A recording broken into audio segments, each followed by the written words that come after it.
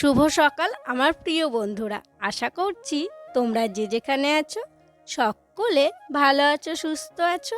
বীরভূম জেলার ছোট্ট একটি গ্রাম থেকে আমি দৈবকী তোমাদের সকলকে জানাই আমার ব্লগ চ্যানেলে অনেক অনেক স্বাগত আর আমার অনেক অনেক ভালোবাসা। এখন বাজে সকাল 7টা আর আজকে তো ভোরবেলায় উঠেছি, কারণ আজকে হচ্ছে সরস্বতী পুজো। অন্যান্য দিন তো ভোরবেলায় উঠি, আজকে কিন্তু তার থেকেও বেশি ভোরে উঠে সমস্ত কাজ আমার 6টার মধ্যেই কমপ্লিট হয়ে গেছে। তারপরে স্নান করেছি, স্নান করে দেখো এই যে জামা কাপড়গুলো এখানেই মেলা আছে। আর এখন করব পুজো। তো পুজো করার জন্য বেলপাতা দেখো ছাড়িয়ে নিচ্ছি, কারণ দেওরদেরকে কালকে বেলপাতা আনতে বলেছিলাম। পুরো দেখো কত বড় ডাল নিয়ে এসছে, মনে হচ্ছে পুরো গাছটা নিয়ে এসছে। তো এখান থেকে নিয়ে নিচ্ছি পুজো করার জন্য। আর হ্যাঁ, তোমাদের সকলকে জানাই সরস্বতী পুজোর অনেক অনেক শুভেচ্ছা, অনেক অনেক ভালোবাসা। আজকের দিনটা তোমাদের খুব ভালোভাবে কাটুক। তো চলো এখন থেকে ব্লগটা শুরু করলাম, তোমরা ফুল ব্লগটি দেখতে থাকো, আশা করছি খুব ভালো লাগবে। ঘরে পুজো করব বলে সমস্ত কিছু ঠিকঠাক করে রাখলাম। এখনও পুজো করা হয়নি, বাসনপত্র ধোয়া, সিংহাসন মোছা, ফুল দিয়ে সাজিয়েও নিয়েছি।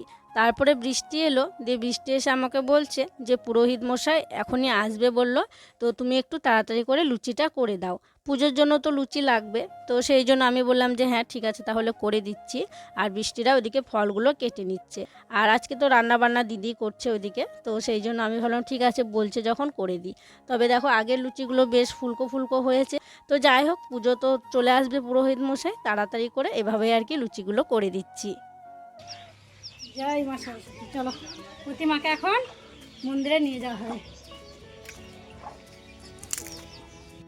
সরস্বতী মাকে দেখো এখন আমি সরস্বতী তলায় নিয়ে যাচ্ছি, যেটাকে আমরা সরস্বতী তলা বলি। এটা হচ্ছে মা সরস্বতীর বেদি। তো এখানে প্রত্যেক বছর সরস্বতী পুজো করা হয়। আর এই যে দেখো প্যান্ডেলটাও কি সুন্দর লাগছে, মানে রুদ্র বাবারা ওই প্যান্ডেলটাকে ঘর থেকে নিয়ে এসছে, তারপরে দেখো সুন্দর করে এই জায়গাটাকে সাজিয়েছে, দেখতে কিন্তু বেশ ভালো লাগছে গো। আর আমি তো আজকে খুব খুশি। এই যে দেখো মাকে নিয়ে এলাম, আর দোকানে তো অনেক মূর্তি তোমাদেরকে দেখিয়েছিলাম, অনেক প্রতিমা দেখিয়েছিলাম। তো ওইখান থেকে এই প্রতিমাটা দেখো পছন্দ করে নিয়ে আসা হয়েছে। তবে জানো তো সবগুলোই ভালো লাগছিল। তো নথটা একটু খুলে গিয়েছিল, তাই দেখো নথটা আমি লাগিয়ে দিলাম। তবে প্রথমে মনে হলো আমি এইদিকে উল্টো দিকে বসেছি, তো দিয়ে আবার উল্টো হয়েছিল, দিয়ে আবার ঠিক করে নথটা লাগিয়ে দিলাম। আর আগের বারও তোমরা দেখেছিলে ঠিক এভাবেই কিন্তু আগের দিন মূর্তি নিয়ে আসা হয়েছিল, আমাদের বাড়িতে রাখা হয়েছিল। আর আনন্দ করে আমি নিয়ে এসেছিলাম, সত্যি খুব ভালো লাগছে। আর এদিকে দেখো বৃষ্টি তাড়াহুড়ো করে এখন হচ্ছে আলপনাগুলো দিয়ে দিচ্ছে। ওরও খুব তাড়াহুড়ো জানো তো, দায়িত্ব নিয়েছে না ওরা, সেই জন্য ভালো করে ও রেডিও হতে পারেনি। তো যাই হোক, তারপরে আমি ঠাকুরটা ওখানে দিয়ে এসে ঘরে এসে দেখো পুজো কমপ্লিট করে নিয়েছি। এখানে রুদ্রর বই আছে, ভাগ্নির বই আছে, যা যা লাগে সরস্বতী পুজোয় ওই গমের গাছ, সর্ষের গাছ সব কিছু দিয়ে পুজো করে নিয়েছি। সরস্বতী পুজোর সময় অনেকে অনেক আনন্দ করে, আবার অনেকে অনেক জায়গা ঘুরতে যায়, ঠাকুর দেখতে যায়। তবে তোমরা এটা ভেবো না যে আমি বাড়িতে আছি বলে আমি আনন্দ করছি না। সত্যি গো, এই সরস্বতী পুজোতে আমিও খুব খুশি। এই যে ঘরের কাজকর্ম, ওখানে ঠাকুর দিয়ে এলাম, ওখানে পুজো হবে, বাড়িতে পুজো করলাম, বাড়িতে এত কাজ সামলালাম, এটা নিয়েই জানো তো আমরা খুব আনন্দ করি। আমরা খুব ভালো কাটাই সরস্বতী পুজোগুলো। এই যে বিয়ে হয়ে গেছে, সংসার জীবন তো একটু আলাদা হবেই। তো বাড়িতে পুজো করা হলো, তারপরে দেখো শাশুড়ি মাকে তেল মাখিয়ে স্নান করিয়ে দিলাম। তো মা বলছিল আজকে একটু বেশি ঠান্ডা লাগছে, কালকে মাথায় স্নান করেছিল, তাই আজকে মাথায় স্নান করিয়ে দিইনি, একটুখানি জল দিয়েছিলাম। তো যাই হোক, তারপরে মায়ের চুলটা দেখো আঁচড়ে দিচ্ছি।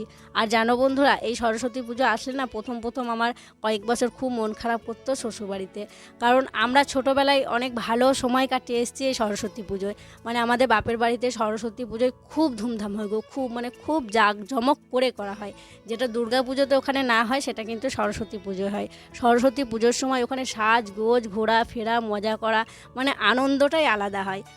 ঘুরে বেড়াতাম, খাওয়া দাওয়া করতাম, শাড়ি পরতাম। ওই 3টের দিন যে এমন কাটতো কি বলবো, এখনও মনে পড়লে ভালো লাগে। তবে এখনও কিন্তু আমি বেশ ভালোই আছি, সংসারের কাজকর্ম, এই যে দায়িত্ব নেওয়া, বেশ ভালো আছি গো।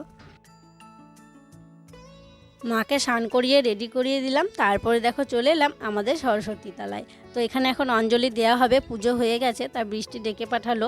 আমি বৃষ্টিকে বলেছিলাম যে অঞ্জলি দেওয়ার সময় তুমি আমাকে ডাকবে, নইলে কখন অঞ্জলি হয়ে যাবে আমি বুঝতে পারবো না। তাই বৃষ্টি ডেকে পাঠালো, দেখো আমি চলে এসেছি। আর পুজোও হয়ে গেছে, হোমযজ্ঞ হয়ে গেছে, এখন অঞ্জলি দেওয়া শুরু হবে।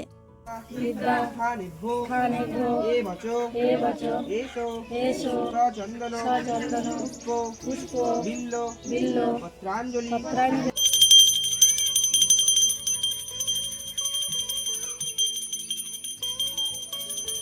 পুজো হয়ে যাওয়ার পর ওখানে অনেকক্ষণ ছিলাম, যারা যারা এসেছিল সবাইকে প্রসাদ দিয়েছিলাম। তারপরে দেখো ঘরে চলে এলাম। তো ঘরে এসে মাকে হোমের ফোঁটা দিলাম, তারপরে দেখো মাকে প্রসাদ দিলাম। মাকে প্রসাদটা দিয়েছি, প্রথমে মা খেতেই চাইছিল না, খান বললাম, তারপরে আবার খাওয়া শুরু করলো। সরস্বতী পূজার রান্না বলে কথা, মানে একজন যদি দুই দিক সামলায় তাহলে কিন্তু হবে না। মানে পুজোর দিকটাও সামলাতে হবে, রান্নার দিকটাও সামলাতে হবে, অনেক কিছু রান্না বান্না। তো সেই জন্য দেখো পুজোর রান্না বান্না আজকে দিদি করছে। পুজো বলতে সরস্বতী পুজো উপলক্ষে কিন্তু অনেক কিছু হচ্ছে। তো সকাল থেকে তো আমি ওদিকে পুজোর কাজে ব্যস্ত ছিলাম, পুজো আমার ঘরে করা হলো। তো ভাবছিলাম দিদি শ্যুটগুলো নেবো, এটা ওটা রান্না বান্না করা, কিন্তু ওইদিকে ব্যস্ত থাকাতে আমার আর কি নেওয়াই হয়নি। তো অনেক কিছু হয়েছে, চলো ওইদিকে যাই, গিয়ে তোমাদেরকে দেখাই যে কী কী হয়েছে। বাইরে এখানে বের করে রাখা হলো, আমি এগুলো এখন এক এক করে ঘরে নিয়ে যাব, তাই এখানে রাখলাম। তো এই যে হাঁড়িতে আছে খিচুড়ি, সরস্বতী পুজোয় খিচুড়ি না হলে কি হয়? তো বড় হাঁড়িতে দেখছো খিচুড়ি আছে, আর এখানে আছে খিচুড়ির সঙ্গে খাওয়ার জন্য বেগুন ভাজা, এখানে আছে আলু ভাজা মশলা দিয়ে, আর এখানে আছে টমেটোর চাটনি ধনেপাতা দিয়ে, আর এখানে আছে বাঁধাকপির ঝাল। আর ওইদিকে রান্না হচ্ছে এখন টক, যে টকটা আমরা খাই, মানে মোটা টক যেটাকে আমরা বলি, অনেক কিছু দিয়ে বড়ি টড়ি দিয়ে ওই টক হবে। আবার ভাত রান্না হবে, ভাতটা আজকের জন্য নয়, কারণ কালকে তো আমরা ভাত রান্না করতে পারবো না, তাই ভাতটা কালকের জন্য রান্না করে রাখা হবে। আর তো কি হতে আছে যেটা বলছিল যে তো টকটা হলে হয়ে যাবে। ও টকটা হলে খিচুড়িটা একবার খোলো দেখি। হয়ে যাবে। তো চলো খিচুড়িটা খুলে দেখি, কালারটা কিন্তু দারুণ হয়েছে। ওই হাতাটা কোথায় রাখলাম যে? দারুণ। দারুণ হয়েছে, তবে এখন কিন্তু আমি খেতে পাবো না এই বেলা, আমি সেই খেলে রাত্রেবেলায় খেতে পাবো। এই যে দেখো একদম গন্ধটাও খুব সুন্দর বেরিয়েছে। চলো এগুলো এক এক করে আমি ঘরে রেখে আসি এবার। আর দিদি রান্নাবান্না তো বললাম প্রায় শেষের দিকে, ওই টকটা হয়ে গেলেই কিন্তু দিদিরও রান্নাবান্না হয়ে যাবে, আর ভাতটা শেষে আর কি। আর সরস্বতী পূজায় কাদের কাদের বাড়িতে খিচুড়ি হয় আমাদের মতো অবশ্যই কমেন্টে জানিও। এই যে দেখো মানে আমাদের মানে গ্রামে প্রায় বাড়িতেই হয় গো, সবাই সরস্বতী পুজোর দিন খিচুড়ি খায়। এই যে হ্যাঁ পাঁপড় পাঁপড়টা ভাজতে আছে, এদিকে আছে বাঁধাকপি, আর এদিকে আছে চাটনি, আর গরম গরম এদিকে বেগুন ভাজা, আর এদিকে আছে আলু ভাজা। পাঁপড়টা ভাজতে হবে, টকটা হচ্ছে, আর পাঁপড়টা ভাজতে হবে, টকটা হচ্ছে, তাহলে হয়ে যাবে। হ্যাঁ এখন ভাজলে নরম হয়ে যাবে। এটা সিদ্ধ হয়েছে আলু কচু। হ্যাঁ আমরা আগে একটু গ্যাস বন্ধ করে দিয়েছিলাম, কচু যদি গলে যায় কালকে আর টক খাওয়া যাবে না, তো সেই জন্য সিটি পড়ার আগে বন্ধ করেছিলাম। চলো এটা নিয়ে যেতে হবে ঘরে। দিদি সব কিছু রান্নাবান্না করে নিয়েছিল অনেক আগেই, তো এখন হচ্ছে খাওয়া দাওয়া করা হবে। আর পাঁপড়টা কিন্তু গরম গরম দেওয়া হবে, তো সেই জন্য এখন দেখো আমি গ্যাসে পাঁপড় ভাজবো, সেই জন্য চলে এসেছি গ্যাসের এখানে। একটা পাঁপড় ভাজা হয়েছে, তবে এই পাঁপড়টা দেখো একটু অন্য রকমের, জানো তো, মানে কড়াইয়ে দেওয়া মাত্র লাল হয়ে যাচ্ছে। তোমাদের পাঁপড় ভাজাটা দেখে মনে হবে যে পাঁপড়টা হয়তো বেশি ভাজা হয়ে গেছে, তবে বেশি ভাজা হয়নি গো, মানে ওই রকমই কালার, ভাজলেই ওই রকম কালার হয়ে যাচ্ছে। তো যাই হোক পাঁপড়গুলো চলো ভেজে নিই। আর এদিকে তো গান হচ্ছে, মানে এখন আমি কথাটা বলছি, তবে মানে ভয়েস ওভার দিয়ে ভিডিওটা বেশিরভাগ করতে হবে, কারণ ননদরা সব বক্স নিয়ে এসছে দিয়ে গান বাজাচ্ছে। আর যে কোনো পুজো হোক বা যাই হোক বলো না কেন, পুজো হলেই কিন্তু একটু গানটা না হলে ভালো লাগে না বলো। এই যে দেখো লাল হয়ে গেল কেমন, একদম দেওয়া মাত্র লাল হয়ে যাচ্ছে, তবে খেতে ভালো, খেতে খারাপ নয়। তো যাই হোক চলো পাঁপড়গুলো তাড়াতাড়ি ভেজে নিই, ওদিকে তো সবাই স্নান তো আগেই করে নিয়েছে আজকে, তো ভেজে নিই তারপর হচ্ছে খেতে দেবো। রান্নাবান্না কমপ্লিট হয়ে যাওয়ার পর দিদি আমি দুজনে সমস্ত কিছু মাজা ঘষা করে নিয়েছিলাম, আর এখন খাবার টাইমও হয়ে গেছে, তো সেই জন্য দেখো সবাইকে খেতে দেওয়া শুরু করেছি। এই যে এখানে বাবা আর রুদ্রর বাবা বসেছে, আর ওই যে টেবিলে যেখানে মা বসে সেখানে মা বসেছে। আর আজকে রুদ্র আর ভাগ্নি কাকাদের বাড়িতে আগেই খাওয়া দাওয়া করে নিয়েছে, কারণ কাকিমার আগে হয়ে গেছিলো রান্না, দিয়ে রুদ্রকে খেতে বলেছিল, ওখানেই খেয়ে নিয়েছিল। তো যাই হোক তোমাদেরকে তো দেখিয়ে যে কী কী রান্না হয়েছিল। এখন হচ্ছে গরম গরম পাঁপড় ভাজলাম, তারপর দেখো সবাইকে দিতে শুরু করলাম। আর বাবাকে থালাতে খিচুড়ি দিয়েছিলাম, বাবা বলল আমার থালার এখানে তরকারিগুলো দিয়ে দাও। ওই বাঁধাকপি ঝাল আলু ভাজা এগুলো পাতেই দিয়ে দিয়েছিলাম, বেগুন ভাজা চাটনিটা শুধু বাটিতে দিয়েছিলাম। আর এদিকে রুদ্র বাবা বলছে আমাকে প্লেটে দাও, তাই একটা প্লেট নিয়ে এসে সুন্দর করে সাজিয়ে দেখো ওকে সব কিছু দিলাম। তো খিচুড়ি খাচ্ছে আর বলছে সত্যি খিচুড়িগুলো খেতে দারুণ হয়েছে, খিচুড়িটা মানে স্বাদটা ভালো হয়েছে। অন্যান্য বার তো আমি রান্না করি, এবার কিন্তু দিদি রান্না করেছে। তবে এখন সবাই খেতে পাবে, শুধু আমি খেতে পাবো না, কারণ ওই যে আমাদের গোটা সিদ্ধ আছে, তো গোটা সিদ্ধ যে করে তাকে কিন্তু খেতে নেই। তো আমার গোটা সিদ্ধ করা হবে, তারপরেই কিন্তু আমি খেতে পাবো। তো মাকে সব কিছু দেওয়া হয়েছিল, চাটনিটা দেওয়া হয়নি, তাই পরে আবার মাকে চাটনিটা দিয়ে দিলাম। আর সমস্ত কিছু দেখো উঠোনে নিয়ে চলে এসেছি, মানে যে যা নেবে নেবে, খাওয়া হবে, তারপরে আমি এগুলো সব ঘরে নিয়ে যাব। তো শেষবেলায় বাবাকে দেখো পাঁপড় দিয়ে দিচ্ছি। আর সত্যি পাঁপড়টা দেখছে সবাই আর বলছে পাঁপড়টা কি বেশি ভাজা হয়ে গেছে, খড়িয়ে গেছে। তো আমি বলছি না গো, পাঁপড়টা তেলে দেওয়া মাত্র এরকম লাল লাল হয়ে যাচ্ছে, দেখে মনে হচ্ছে পাঁপড়টার জন্য পুড়ে গিয়েছে বা বেশি খড়িয়ে গিয়েছে। তো যাই হোক, ওরা খাওয়া দাওয়া করে নিক, খাওয়া দাওয়া হয়ে গেলে তখন বাসনপত্রগুলো ধুয়ে নেব।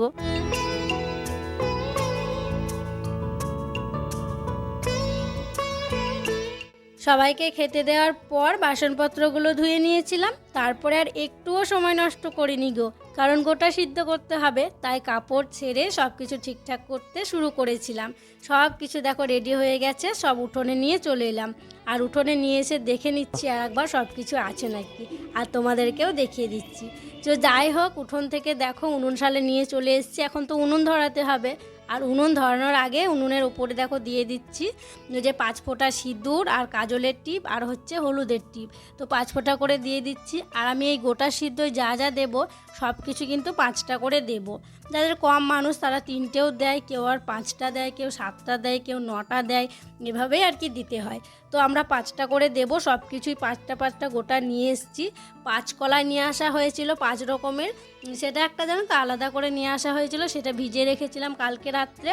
আবার ওই মটর কলাই, ছোলা কলাই, বরবটি কলাই, ওগুলোও কালকে রাত্রে ভিজিয়ে রেখেছিলাম। আর আজকে এইমাত্র একটু আগে ভেজালাম কালো কলাইটা। তো সব কিছু ধোয়া হয়ে গেছে, তারপরে উনুন শালে নিয়ে চলে এসেছি। হাঁড়িতেও দেখো দিয়ে দিলাম ফোঁটা, এই হাঁড়িটাই কিন্তু গোটা সিদ্ধ করা হবে। তো এই হাঁড়িটাতেই করা হয় প্রত্যেক বছর।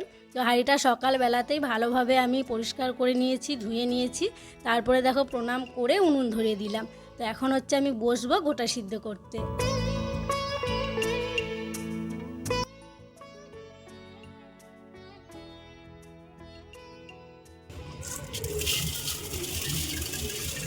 উনুনে আগুন দিলাম, তারপরে দেখো হাঁড়ির মধ্যে আমি সব কিছু রেডি করে নিচ্ছি। প্রথমেই দিয়েছিলাম যে 5 কলাইটা ছিল, 5 রকমের কলাইটা দিয়ে দিয়েছি। তারপরে যেটা মেন কালো কলাই দিয়েছি। তারপরে এই যে দেখো দিয়ে দিলাম 5টা বেগুন গোটা গোটা, 5টা বথুয়া শাক, 5টা শিম, আর হচ্ছে রসুন সমেত গাছ সমেত 5টা দিয়ে দিয়েছি। তারপরে দেখো এখন দিয়ে দিচ্ছি জল। এই যে সব কিছু দিলাম, আর কিন্তু জল আমি দিতে পাবো না। তো চলো এখন উনুনে বসিয়ে দিই। উনুন দেখো ভালোভাবে দাও দাও করে জ্বলে গিয়েছে। হাঁড়িটা ধরে আমি উনুনে বসিয়ে দিয়ে আর একবার প্রণাম করে নিলাম। আর এই যে আমি উনুন ধরালাম আর এই যে বসে পড়লাম, এরপর থেকে আমি কিন্তু আর উঠতেও পাবো না আর কথা বলতেও পাবো না। আমাকে যে যাই বলুক না কেন চুপ করে শুধু শুনবো, কিছু বলতে পাবো না। সব কিছু রেডি করে নিয়েছি, জ্বালানি টালানি। আর এই যে কাপড়টা পরে আমি মানে কলাইটা সিদ্ধ করছি, গোটা সিদ্ধ করছি, এই কাপড়টা কিন্তু সিদ্ধ হয়ে গেলে সন্ধ্যাবাতি দেবো, তারপরে ছেড়ে রাখবো। ছেড়ে রেখে এই কাপড়টা পরেই কিন্তু কালকে আমাকে আবার পুজো করতে হবে, মানে ষষ্ঠীকে জল দিতে হবে। তো যাই হোক, বসে বসে চুপচাপ 1.5 ঘন্টা ধরে সমানে জাল দিয়েছি। আর এখন আমার গোটা সিদ্ধ করা হয়ে গেছে।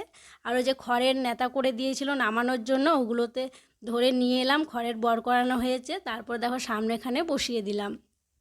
গোটা সিদ্ধ করা হলো, ঠাকুরের সামনে রাখলাম, যেখানে আমাদের সরস্বতী পুজো করা হয়েছিল ঘরে, ঠিক ঠাকুরের সামনে রাখলাম। রেখে আমি ঘরে সন্ধ্যাবাতি দিয়ে দিয়েছি। তারপরে দেখো চলে এলাম আমাদের যেখানে সরস্বতী ঠাকুর করা হয়েছে সরস্বতী তলা, এখানেই আমি সন্ধ্যাবাতি দিয়ে দিচ্ছি। তো সন্ধ্যাবাতি দেওয়া হবে, তারপরে কাপড়টা ছেড়ে রাখবো, দিয়ে এই কাপড়টা পরেই মা ষষ্ঠীকে কালকে জল দেওয়া হবে। তো চলো, আমার এখানে সন্ধ্যাবাতি দেওয়া হয়ে গেল, প্রণাম করে নিলাম, এবার ঘরে গিয়ে কাপড়টা ছেড়ে নিই। সারপ্রাইজ নাকি? আমাকে তো তাই বললে, জি বললে পার্কাতে যাবো না খো।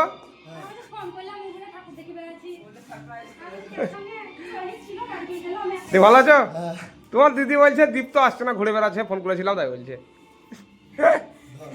একদিকে দীপকে ফোন করলাম, দীপ বললো আমি ঠাকুর দেখে বেড়াচ্ছি একাই। আবার জামাইবাবুকে ফোন করলাম, জামাইবাবু বলছে যে দীপ তোমাদের বাড়ি গেল। রোহিতকে ফোন করলাম, রোহিত বলছে আমি একাই হেঁটে আসছি। রোহিতকে বললাম যে বলি না আসতে বললো। এবারে সত্যি আমি অবাক, ভাই হঠাৎ করে এসছে। ভাই প্রত্যেক বছর রামপুরহাটে সরস্বতী ঠাকুর দেখতে আসে, কারণ ওখানে তো অনেক অনেক ঠাকুর হয়, অনেক ধুমধাম হয়, তো সেই জন্য প্রত্যেক বছরই আসে। তো দেখো এসেছিলাম, তাই বললো মানে ভেবেছে ছোট দিদির সঙ্গে দেখা করে আসি, তাই হঠাৎ করে চলে এসছে। তোরা আরো স্পেশাল হয়ে গেল দিনটা তোমার ভাই এসে। হঠাৎ করে ভাই আসাতে সত্যি খুব খুশি হয়েছি। তো ভাইকে ওইদিকে মিষ্টি জল খেতে দিলাম, তারপরে ভাই আবার চপ নিয়ে এসেছিলো, চপ মুড়ি খেতে দিলাম। তারপরে দেখো আমি চলে এলাম আবার এখানে সবাই অনেকক্ষণ থেকে বসে আছে, অনেক গল্প করছে আর গানও হচ্ছে, গান শুনছে।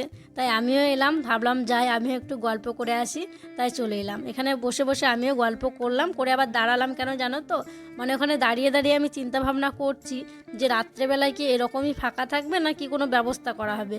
তো সেটাই এখানে ভাবনা চিন্তা করা হচ্ছিল, ওদেরকে আমি হাত দেখিয়ে দেখিয়ে বলছিলাম যে কি করব, এখানটা কেমন করে ঘেরে দিলে মানে ঠিকঠাক থাকবে আর কি। কী বলো তো, ছাগল কুকুর উঠে যেতে পারে, তো সেটাই আর কি ভয়। তো যাই হোক ওখানে অনেকক্ষণ ছিলাম, তারপরে দেখো বাড়ি চলে এসেছি। এখন বেজে গেছে রাত 9:30। তো এখন সবাই খাওয়া দাওয়া করতে শুরু করেছি। কেউ খাচ্ছে খিচুড়ি, কেউ খাচ্ছে ভাত। আমি তো খিচুড়ি খাইনি দুপুরে, তাই ভাবলাম আমি খিচুড়ি খাই। খিচুড়ি খাচ্ছি, বাবা খিচুড়ি খাচ্ছে। খিচুড়িটা আর একবার গরম করা হয়েছিল। দিদি ওইদিকে ভাত খাচ্ছে, দিদিরা তো খিচুড়ি খেতে পাবে না। আর এদিকে দেখো ভাই খাচ্ছে ভাত, কারণ ভাই বলল দুপুরে আমি খিচুড়ি খেয়েছি বড় দিদির বাড়িতে, আমি তাহলে ভাত খাবো। তো সেই জন্য ওকে ভাত দেওয়া হলো। ভাত খিচুড়ি তো 2 রকমই হয়েছিল। তো যাই হোক খিচুড়িটা তো খেতে দারুণ হয়েছিল। চলো তাহলে খাওয়া দাওয়া করে নিই, আর আজকের মতো এখানেই বিদায় নিচ্ছি গো। তোমরা সকলে ভালো থেকো, সুস্থ থেকো। আর যারা নতুন বন্ধু হয়ে আমার এই ভিডিওটি দেখছো, তাদের কাছে একটি অনুরোধ করব, আমার চ্যানেলটিকে সাবস্ক্রাইব করে আমার পাশে থেকো। আর যারা পুরনো বন্ধু হয়ে আমার পাশে আছো, তাদেরকে আমার অসংখ্য অসংখ্য ধন্যবাদ আর অনেক অনেক ভালোবাসা। দেখা হবে আবার পরবর্তী ব্লগে।